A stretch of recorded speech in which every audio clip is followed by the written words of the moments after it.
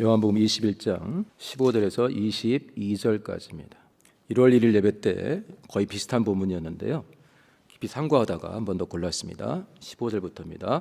저희가 조반 먹은 후에 예수께서 시몬 베드로에게 이르시되 요한의 아들 시몬아 내가 이 사람들보다 나를 더 사랑하느냐 하시니 가로되 주여 그러하이다. 내가 주를 사랑하는 줄 주께서 아시나이다. 가라사대 내 어린 양을 먹이라 하시고 또 두 번째 가라사대 요한의 아들 시몬아 내가 나를 사랑하느냐 하시니 가로되 주여 그러하이다. 내가 주를 사랑하는 줄 주께서 아시나이다. 가라사대 내 양을 치라 하시고 세 번째 가라사대 요한의 아들 시몬아 내가 나를 사랑하느냐 하시니 주께서 세 번째 내가 나를 사랑하느냐 하심으로 베드로가 근심하여 가로되 주의 모든 것을 아시오매 내가 주를 사랑하는 줄을 주께서 아시나이다. 예수께서 가라사대 내 양을 먹이라. 내가 진실로 진실로 내게 이르노니 젊어서는 내가 스스로 띠띠고 원하는 곳으로 다녔거니와 늙어서는 내 팔을 벌리리니 남이 내게 띠띠우고 원치 아니하는 곳으로 데려가리라. 이 말씀을 하심은 베드로가 어떠한 죽음으로 하나님께 영광 돌릴 것을 가리키심이로라. 이 말씀을 하시고 베드로에게 이르시되 나를 따르라 하시니 베드로가 돌이켜 예수의 사랑하시는 그 제자가 따르는 것을 보니 그는 만찬석에서 예수의 품에 의지하여 주여 주를 파는 자가 누구니까 묻던 자라라. 이에 베드로가 그를 보고 예수께 여짜오되 주여 이 사람은 어떻게 되겠사옵나이까? 예수께서 가라사대 내가 올 때까지 그를 머물게 하고자 할지라도 내게 무슨 상관이냐? 너는 나를 따르라 하시더라. 아멘. 하나님과 사귐이 있는 달 1월 달이기 때문에 어떤 사귐을 돌아봐야 될까 생각하면서 말씀을 선택했습니다. 제목은 특별한 사귐, 그리고 특별한 사귐에 이어질 수 있겠죠. 특별한 동행, 이렇게 정했습니다. 한 주간 동안 착한 척 많이 하셨습니까? 지난주에 설교 제목을 보고 착한 척은 또 뭐야? 우리가 별로 원치 않는 제목이잖아요. 외식 이렇게 이어지니까. 그래서 인격을 뜻할 때 퍼스널리티는 person이라는 단어에서 왔는데 옛날 고대 그리스에서는 person은 뭘 뜻한다고 그랬죠? 연극할 때 멀리서 보이니까 지금처럼 음향 시스템이 잘 되어 있는 게 아니었잖아요. 그러니까 특히나 그 당시에는 여성들은 배역을 맡지 못했어요. 요즘은 당연히 배역 맡지만 그 당시 여자는 사람이 맞는데 사람 취급 안 했습니다. 그러니까 연극할 때 여자가 배역을 맡아요? 못 맡아요. 그러니까 특히나 나는 여자다 싶은 건 확실하게 드러나게 가면을 또 써야 되는 거예요. 그러면 여자 가면을 쓴 사람은 자기가 남자라고 남자 행동을 해야 돼요? 여자 행동을 해야 돼요? 여자잖아요. 그렇죠? 그러니까 그날 어떤 가면을 쓰고 연극을 하느냐에 따라서 그 연극할 때는 그 가면이 표시하는 사람의 역할을 하게 되는 것입니다. 그런 차원에서 설교자가 우리는 그리스도인답게 살아야 되는데 내 마음대로 살지 않고 내가 그리스도인이다 라는 걸 순간순간 인정하면서 하지만 내가 그리스도는 아니니까 예수님은 착한 사람이지만 나는 착한 사람은 아니니까 순간순간 예수님을 따르며 살자를 척하자 이렇게 표현을 했습니다. 그래서 저도 한 주간에 안 해본 기도인데 착한 척하게 도와주세요. 그래서 살아왔습니다. 하나님과 사귐이 있는 달 어떤 사귐을 가질까? 그리고 1월 1일 예배는 모든 날이 특별하지만 특별한 의미로 우리에게 다가오기 때문에 한 번 더 이 말씀을 상고하다가 이 말씀으로 하나님과의 사귐에 대해서 상고해 봐야 되겠다고 말씀을 골랐습니다. 본문의 말씀이 특별하게 다가오시나요? 저는 한때는 이 본문이 매우 특별하다고 생각을 했습니다. 그런데 자세히 볼수록 기사와 이적이 짠하고 나타나는, 오늘 일부 예배 때 대표 기도자가 엄청 강력한 기도를 했어요. 막 귀신 쫓고 병거 치고 말씀이 그대로 이루어지게 막 하면서 막 9시 예배 때는 우리 장로님이 잔잔하게 이렇게 강한 내용이지만 잔잔하게 표현했는데 일부는 막 거의 막 외쳤어요. 이렇게 역사야 주셨어 이렇게 서가지고 하셨는데 그러니까 저도 하다가 아멘 이렇게 했는데 공관복음에는 특히 요한복음은 마찬가지지만 그런 알만한 장면들이 꽤 있어요. 보통 그런 장면들이 기록되어 있거든요. 근데 이 장면은 굉장히 유명한 장면인데 우리가 굉장히 유명하게 받으니까 유명하지, 자세히 보면 그거 뭐 어쩌라는 거야? 뭐 사랑을 한두 번 말했어? 이때 말고도 엄청나게 사랑에 대해서 말씀하셨는데, 이거 말고도 십자가도 있고 다 있는데 뭐 이게 이렇게 특별한 장면인가? 근데 베드로에게는 엄청 특별했던 것 같아요. 그러니까 이후에 베드로가 아마 이때 이 장면, 이 상황에서 하나님과 누렸던 것을, 물론 이 장면을 읽어보면 베드로가 막 은혜가 넘쳐가지고 울고 불고 하고 무릎 꿇고 할렐루야 하는 장면이 안 나와요. 그러니까 제 생각인데, 저 개인적인 생각입니다, 베드로에게는 상당히 밋밋했을 수도 있습니다. 물론 하나님이 밥상도 차려주시고 꾸짖지도 않으시고 3번씩 부인했는데 3번씩 사랑하냐 물으시면서 내 안에 있는 적지만 진정성 있는 사랑을 인정하시면서 하나님이 그렇게 소중히 여긴다는 영혼들을 맡겨주시는 선포를 3번씩이나 다른 제자들 보는 데서 해주셨기 때문에 매우 특별하게 볼 수는 있지만 이 현장에서는 그랬던 것 같지는 않습니다. 제 개인 생각입니다. 그러니까 3번째 물어보니까 베드로가 어떻게 했어요? 근심했다고 했습니다. 다른 본문은 슬퍼했다고 되어 있어요. 현대인의 성경은 슬픈 표정을 지으면서 나 아시면서 또 물어보십니까? 이렇게 3번째 때. 어떤 성경은 상처받았다 이렇게 표현되어 있습니다. 은혜를 많이 받고 지금 특별한 일이 벌어졌는데 그 즉시 상처를 받습니까? 그리고 요한이 따르는 걸 보더니 너는 최후가 네 마음대로가 되지 않고 그 당시에 쓰던 표현이지만 너는 분명히 의미 있는 죽음을 죽을 텐데 네가 원했던 죽음이 아닌 정말 특별한 죽음을 맞이할 거다라고 예언이 되어 있죠. 물론 이거는 나중에 베드로가 그렇게 순교하고 그런 것들을 이미 확인한 뒤에 요한복음이 완성이 됐기 때문에 이어지는 어떤 죽음으로 하나님께 영광을 돌릴 것이라는 것을 요한은 나중에 알았죠. 근데 이 당시에는 그걸 알았을지 모르겠어요. 그리고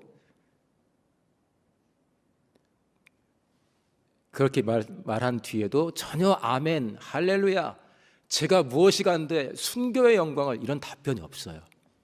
그리고서 요한이 따르는 걸 보는 거는 난 이렇게 죽는다는데 나의 죽음에 대해서는 내가 생각했던 대로 자유롭게 살지 않고 뭔가 지금 내가 생각한 것과 다른 뭔가에 매여서 살다가 죽을 거라고 말씀하셨는데 이 사람은 어떻게 됩니까? 예수님이 뭐라고 했죠? 너는 뭐라 했어요? 나를 따르라 했습니다. 얘를 내가 다시 올 때까지, 그때까지 죽음을 안 보게 하고 그냥 놔둔다고 해서 그게 너랑 무슨 상관이냐? 너는 죽을 건데, 너는 네가 생각했던 것과 다른 죽음을 맞을 건데 얘는 어떻게 하냐 물어봤지. 근데 얘는 끝까지 살려둔다고 해도, 너는 죽고 얘는 살게 한다고 해도 그게 뭐 어쩌라고? 너는 나를 따르라. 하나님 입장에서는 뭘까요? 요한도 매우 특별하게 인도하겠지만 너를 향한 인도함, 내가 정말 특별하게 사랑을 총동원돼서 네 인생이 정말 영광스럽게 인도할 것이니까 너는 나를 따르라. 할렐루야. 남과 비교할 필요는 없습니다. 그러나 남에게 물어볼 수는 있습니다. 중등부 교사에게 왜 중등부 교사를 하냐고 물어볼 수 있습니다. 미취학부 교사에게 또 물어볼 수 있습니다. 당신은 2025년에는 왜 그렇게 인도함을 받았습니까? 물어볼 수 있습니다. 그러나 정직하게 하나님의 인도하심에 순종하고 있다면 비교할 이유가 전혀 없는 것입니다. 아무튼 이 장면을 볼 때, 베드로가 한 행동들을 볼 때 내가 주를 사랑하는 줄 주께서 아십니다. 정직하게 대답했어요. 왜냐? 베드로는 알아요.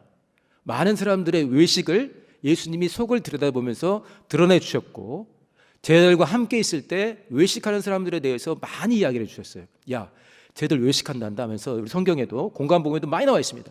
쟤들 외식한 거야. 좀 전에 저 행동 외식한 거야. 이렇게 알려준 적이 있어요. 그러니까 베드로는 예수께서 사람의 중심을 아신다는 걸 알아요. 그런 상황에서 내가 주를 사랑하는 줄 주께서 아십니다. 일단 3번씩 고백했습니다. 어쨌든 정직하게 고백하고 있는 거예요. 그러나 이 상황이 그렇게 특별할까? 여러분 특별해 보이십니까? 자, 한편으로 이 상황은 정말 특별합니다. 왜 그렇죠? 이 미팅을, 이 식사 모임을 누가 준비했습니까? 하나님이 준비했습니다. 공생애 때는 동네 친구, 동네 선배 또는 동네 랍비 정도라고 알았는데 죽음과 부활을 목격한 뒤에는 이게 평상시에 우리가 알았던 똑같은 사람이 아니라는 걸 알고 있습니다. 그럼에도 불구하고 보이는 모습이 거의 비슷하기 때문에 베드로가 엄청난 변화를 여기서는 보이진 않는데 우리가 영적으로 보게 되면은 이 식탁은 누가 준비합니까? 하나님이 준비하고 있습니다. 하나님이 베드로를 위해 준비하고 있습니다. 다른 제자들을 위해 준비하고 있습니다. 특별히 베드로에게 준비할 때는 요한에게도 준비하고 야고보를 위해서 준비했지만 베드로를 위해 준비할 때는 베드로의 순교까지 이어지는 정말 복된 기회가 되기를 기도한 뒤에 준비하였습니다. 할렐루야. 그리고 베드로의 10년 가운데 아직 놀라운 일이 벌어지지 않았지만 이 만남 후에 베드로가 기도할 때든지 이 시간 하나님과의 만남 후에 하나님께 들은 말씀과 하나님이 본인에게 해준 그 태도를 다시 깊이 상고하면서 마치 우리가 성경을 매번 읽지만 특별한 구절을 특별한 시간에 더 깊이 상고할 때 은혜를 충만하게 받는 것처럼 지금 만나는 이 미팅이 이후에 베드로가 정말 깊이 기도하면서 하나님과 자기를 돌아볼 때 어떤 역할을 할 것인가를 예수께서는 부활하신 하나님은 알고 계신 상황입니다. 그러면서 준비했고 속마음을 물어봤고 3번씩 반복하게 하시고 큰 일을 맡기셨고 그 다음에 베드로의 미래를 봅니다. 허풍 떠는 게 아니에요. 대표교대 때 나왔지만 우리가 언제까지 이렇게 나뉘어 있어야 합니까? 이렇게 하죠. 그러나 누군가는 볼고 있는 사람도 있겠죠. 예수님은 베드로의 끝날을 보고 있었습니다. 그리고 너는 이렇게 죽을 것이다. 나중에 요한이 실제로 확인한 뒤에 구절을 집어넣었죠. 하나님께 베드로가 이렇게 영광을 돌렸다. 그러니까 하나님이 예비하셨기 때문에 너무나 특별한 미팅이고 사귐이고 그 특별한 사귐에서 벌어진 일을 베드로가 이후에 충분히 묵상하고 그 은혜를 깨달은 뒤에 순교로까지 사도의 삶과 순교로까지 이어지는 일에 결정적인 일이 되었기 때문에 매우 특별합니다. 그리고 요한은 또 이걸 왜 넣었을까요? 다양한 이유를 설명할 수 있겠지만 이후에 이렇게 예수님과 3번의 질문을 주고받는 상황에서 이후에 베드로가 깊이 은혜를 받고 사도의 삶을 살아가면서 그때의 일을 여기에 대해 간증하고 저기에 간증하면서 하나님이 나와 얼마나 특별하게 만나셨는가를 아마도 간증을 많이 했을 것이고 이 장면은 요한이 그냥 내 영감으로 볼 때 중요한 만남이야 했다기보다는 베드로가 가는 곳곳마다 이때 얼마나 놀라운 은혜가 나에게 있었는지를 아마도 간증하고 설교 시간에 사례를 들었을 것 같습니다. 그러니 사도 요한은 자기랑 거의 동급인 이 사도가 예수님과 겪었던 일을 요한복음에 넣었다는 생각이 개인적으로 듭니다. 하나님이 예비하신 사귐은 모든 순간이 특별합니다. 할렐루야. 저에게도 대표기도자에게도 우리 집사님들께도 특별히 많이 오늘 심예배를 준비하는 교회학교 교사들에게도 찬양으로 수고하는 우리 찬양팀에게도 각각에게 하나님이 준비하신 사귐이 있습니다. 바로 이 시간에도 할렐루야. 하나님이 특별하게 예비하신 사귐을 내 것으로 누리시기를 예수님을 축원합니다. 그 특별한 사귐을 베드로는 점점 더 풍성하게 확인하고 체험했고 결국은 순교까지 이어지는 특별한 동행을 할 수가 있었습니다. 1월 달 표어가 하나님과 사귐이 있는 달이고 1월 달에 기도를 제가 읽어드릴게요. 우리와 함께 하신 하나님, 기도와 간구로, 1월 달이 기도의 달입니다. 기도와 간구로 주님과 날마다 사귐이 이어지게 하소서. 특별한 사귐의 의미, 하나님이 예비하셨기 때문에 특별하다. 그렇기 때문에 나도 하나님이 예비하신 그 특별함에 동참하려고 특별하게 준비하면 그 특별함이 이어지겠죠. 또 하나, 베드로가 예수님과의 만남이 왜 특별했을까? 그거는 베드로와 예수님만이 인정할 수 있는, 마치 우리에게 나만 인정할, 나와 하나님 사이에 너무나 분명한, 남들은 지켜보지 못했지만 나는 알고 있는 그런 사귐의 순간들이 있지 않습니까? 개인적으로 매우 의미 있는 사귐이었기 때문에 그건 특별하다 생각을 했습니다. 자, 우리 1월 달 표가 있는 그림을 한번 보겠습니다. 기도와 간구로 주님과 날마다 사귐이 이어지게 하셔서, 이 그림이죠. 자, 그 다음 장면. 저 둘이 앉아 있는 장면을 좀 확대를 했습니다. 사귐에 대해서 다양한 이야기를 할 수 있습니다. 그런데 1월은 기도와 사귐인데, 우리가 기도하면은 전심으로 부르짖는 기도도 있는데, 어쨌든 저 그림을 우리에게 포스터로 주신 분이 하나님이시니까 저희가 고민하면서 골랐거든요. 두 가지 시안이 있었는데 의견이 나눴다가 다수가 저걸 택했어요. 하나님과 저런 사귐이 있었으면 좋겠다. 기도하고 어울립니까, 저 장면이? 기도 제목이 기도와 간구로 주님과 날마다 사귐이 이어지게 하였어요. 기도는 어떤 겁니까? 막 부르짖고 끝나는 건가요? 속 후련하면 끝나는 건가요? 기도는 살아계신 하나님께 하는 것이고, 하나님이 나에게 가르쳐주신 착한 일들, 하나님의 뜻을 분별한 다음에 그 뜻을 이루고자 하나님께 가지고 나가는 제목입니다. 자, 저거 한번 보세요. 다시 한번 그림 볼까요? 옆에는 젊은 예수님처럼 보이고, 오른쪽은, 저한테는 오른쪽에는 한 20대 정도 되는 여성처럼 보이죠? 자매로 보입니다. 차 마시는데 전혀 쫄고 있지 않아요.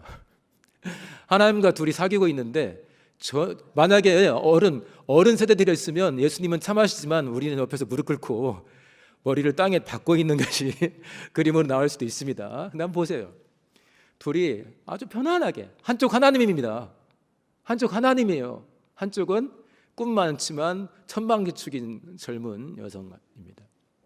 저렇게 옷 입고 나갔다면 뭐라고 했을까요? 만약에 예배당 담당 목사님하고도 마치 식사 미팅 한다면 너 옷 좀 똑바로 입고 나가야 할 수 있을 텐데, 하나님을 만나는데 저렇게 편하게 입고 있습니다. 예수님이 옆에서 몽둥이를 들고 있나요? 그렇지 않죠. 얼마나 저 만남이 안전해 보입니까? 얼마나 서로에게 열려 있게 보입니까? 우리의 기도는 1월 달 됐습니다. 기도 가운데 하나님과 사귐이 있기를 원하는데 우리의 기도는 어떠면 좋을까요? 제가 기도하면서 응답받았던 세 가지 장면을 제가 기도하면서 떠올려 봤습니다. 첫 번째는 한 번 정도 이야기한 적이 있습니다.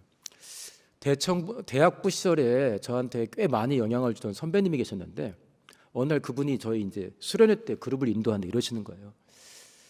하나님의 음성을 듣는 거에 대한 그 내용이었습니다. 본인은 그 당시 선교사님이었거든요. 나는 설교할 때마다, 성경 공부를 인도할 때마다, 상담할 때마다 하나님의 음성을 선명하게 듣는다. 그러니까 우리가 우와 이렇게 했어요. 그다음 물어봤겠죠. 주로 어떤 음성을 들을 수 있습니까? 그러니까 이 선배님이 향해서 우리가 뻥 터졌어요. 그 선배님 굉장히 솔직한 분이었는데, 너나 잘해라 그랬다는 거예요. 설교할 때도 너나 잘해라, 상담할 때도 너나 잘해라. 그분 스타일이 그랬어요.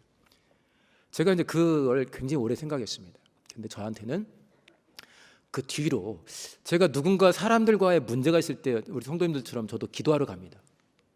근데 문제가 별거 없으면 그냥 넘어갈 수 있는데, 우리가 문제가 크면 더 간절하게 하나님께 나가게 됩니다. 그런데 어느 날 제가 사람들과의 관계 가운데 문제가 있었어요. 그래서 그걸 해결하기 위해서 막 기도하러 나갔다가, 얘는 이렇게 문제 있고 쟤는 저렇게 문제 있고 자기는 의로운 거예요. 공동체인데 쟤 좀 어떻게 이렇게 했는데, 그때 하나님이 저에게 들려줬던 음성이 너부터 잘해라 했어요. 자, 사람과의 문제를 해결하기 위해서 제가 하나님께 기도하러 나갔습니다. 그러면 제가 기도를 했으면 여기에 대해서 하나님이 뭐라 하시는가를 말씀으로 응답하실 수도 있고, 뭔가 이렇게 내 마음속에 떠오르는 음성일 수도 있고, 뭐 그림의 이미지일 수도 있고, 다양하게 다가오겠죠. 그걸 받아야 사귐과 기도가 아니겠습니까? 일방적으로 하는 게 아니잖아요. 그때 너부터 잘해라. 그러면서 저에게 주신 생각이 뭐냐면, 맞다, 그 사람과 내가 한 몸인데 일단 문제가 있어도 저 사람 바꾸는 기도도 하겠지만 내가 잘하고 내가 더 충만하다면 일단은 저 사람에게도 좋은 영향을 주겠구나 생각을 한 거예요. 너부터 잘해라. 어제와 오늘도 들었습니다. 12월 1월에 제가 스트레스 받는 일이 많았는데 어제와 오늘도 새벽에 막 기도하는데 몇 사람을 놓고 또 기도했어요. 왜냐? 문제를 서로 간에 문제가 생길 수 있으니까 그 사람을 축복하는 기도도 하지 않습니까? 막 기도하는데 저희는 똑같이 주던 말씀, 너부터 잘하면 된다. 전 이게 그 대학부 시절 때 선배님을 통해 받았다, 그 뒤로 저도 기도하다 받았는데 굉장히 오래 지속이 됩니다. 그래서 제가 저부터 잘하겠습니다라고 기도를 꽤 많이 합니다. 두 번째, 11월입니다. 제가 응답받은 걸 써놨던데 11월 중에 고민이 있는 일이 있었습니다. 우리가 보통 아무 일 없는 때도 기도하지만 뭔가 고민이 있을 때 기도하지 않습니까? 그때 제가 하나님께 한 이야기가 있어요. 하나님, 제 고민을 분명히 아시지 않습니까? 제 마음을 진짜 아시나요? 이렇게 물었습니다. 그러면 하나님, 저에게 제가 가진 고민에 대해서 어떤 해결책을 갖고 계신가요? 그런데 제가 문제가 있겠지만은 예배 때도 뭔가 들려오질 않아요. 말씀 읽어도 시원찮았어요. 근데 한 주간 동안 제가 더 저 자신을 돌아보면서 간절히 기도했습니다. 주님, 제가 하나님의 은혜 가운데 해결받고 싶습니다. 그러면서 한 예배를 제가 정해놨어요. 대학 청년부 예배인데 제가 대학 청년부 예배에 들어갈 필요가 없잖아요. 보통 모니터만 하는데 한 일주일간을 제가 왜 그러는지 모르지만 그 대학 청년부 예배를 놓고 기도를 했습니다. 대학 청년부 예배 또 그날 설교자 보니까 우리 후배 선교사님들이 설교하는 날이었어요. 그래서 막 간절히 기도했습니다. 하나님, 제가 이 예배 때 정말 전심을 다해 기도하며 예배하겠사오니 내게 하실 말씀이 있으면 하세요. 그래서 저 2층에 올라가 가지고 대청부 애들이 여기 있으니까 막 일주일 동안 기도했습니다. 대청부는 설교자가 한 달 전에 다 소개가 됐기 때문에 그 설교를 담당한 선교사님에서도 막 기도했어요. 그리고 당일 예배 참석했습니다. 찬송도 열심히 하고 말씀 앞에도 겸손히 섰습니다. 그런데 그렇게 했으면 뭔가 좀 있을 줄 알았는데 뭐가 없어요. 그런데 예배가 거의 끝나갑니다. 제가 거기서 많이 울었습니다. 운다고 은혜 받은 건가요? 아니에요. 열받아도 울잖아요. 그런데 예배 말미쯤 되는데 내가 네 마음을 정확하게 알고 있다는 사인이 왔고 저에게만 너무나 분명한 답들이 예배 중간중간 설교에도 찬양에도 있었습니다. 할렐루야. 그래서 제가 써놨어요. 하나님 나라 만만세 이렇게 써놨어요.